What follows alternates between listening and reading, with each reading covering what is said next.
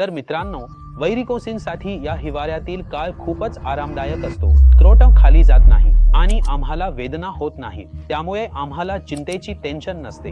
प्रत्येक वैरिकोसिलचा रुग्ण हेच विचारतो.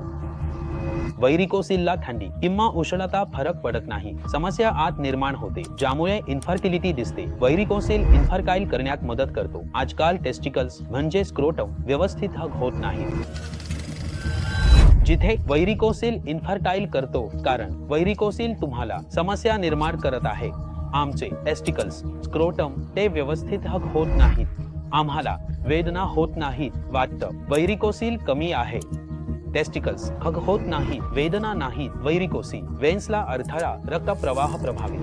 वैरिकोसिल हग होत नाहीत तेव्हा वेदना होत नाही, वेन्सला अडथळा होतो, रक्तप्रवाह टेस्टिकल्सकडे जातो. तर तुम्ही इथे पाहू शकता की वैरिकोसिल जिथे वेन्स आमच्या ऑब्स्ट्रक्शन सारखे काम करत आहे आणि आमच्या रक्ताच्या प्रवाहाला टेस्टिकल्सकडे पाठवत आहे. त्याने न्यूटनना टेस्टिकल्स घेऊच दिलं नाही, ब्लॉक करून न्यूट्रिशन गाळण्यास मनाई केली.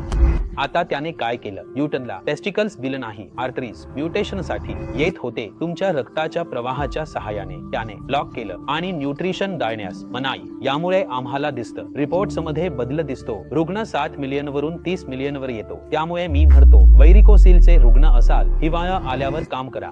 रुग्णांच्या रिपोर्ट्समध्ये मोठा बदल दिसतो. वैरिकोसिलचे रुग्ण हिवाळ्यात काम करा. स्क्रीनवर व्यायामाचे पोस्टर्स आहेत. डिस्क्रिप्शन मध्ये व्हिडिओ लिंक आहे, पहा. व्यायामांमुळे फर्टिलिटी सुधारते. पोस्टर्सवर लक्ष द्या. व्यायामामुळे रक्तप्रवाह सुधारतो, न्यूट्रिशन सुधारते, हार्मोन्स तयार होऊन स्पर्म तयार करण्यात मदत होते. उपचार घेत असाल तर रिपोर्ट्स तपासा.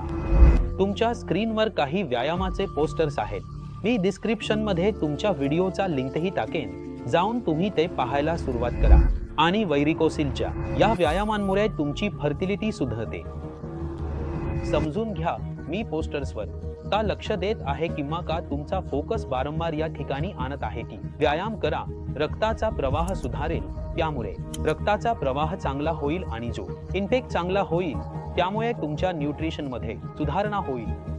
तुम्हाला जे काम करायचं आहे, जे हार्मोन्स तयार करणार आहे, ते स्पर्म तयार करण्यात मदत करेल. जर तुम्ही कुठून तरी उपचार घेत असाल तर तुमच्या रिपोर्ट्सची तपासणी करायला सुरुवात करा. 2 मध्ये तुम्ही सीमन एनालिसिसची रिपोर्ट करून घ्या, ज्यामुळे हे स्पष्ट होईल की तुमच्या रिपोर्ट्स चांगल्या चालू आहे की कमी चालू आहे. कारण जेव्हा तुमच्या रिपोर्ट्स क्लिअर असतात तेव्हा डॉक्टर त्यावर काहीतरी ऍक्शन नक्कीच घेतो, काहीतरी त्यात जोडतोच, ज्यामुळे तुमची फर्टिलिटी या क्षणी सुधारते.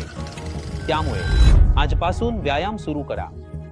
2 ज्यामुळे तुम्ही इन्फर्टाईल होऊ नका. वैरिकोसिल याच्या सोबतच जर तुम्हाला वैरिकोसिल किंवा तुमच्या इन्फर्टिलिटी बद्दल काहीही माहिती हवी असेल तर तुम्ही खाली दिलेल्या नंबरवर तुमची रिपोर्ट शेअर करू शकता, माझ्या टीमशी बोलू शकता आणि त्याचं एक योग्य समाधान मिळवू शकता. याच्या सोबतच पुढच्या व्हिडिओमध्ये भेटू. तोपर्यंत नमस्कार.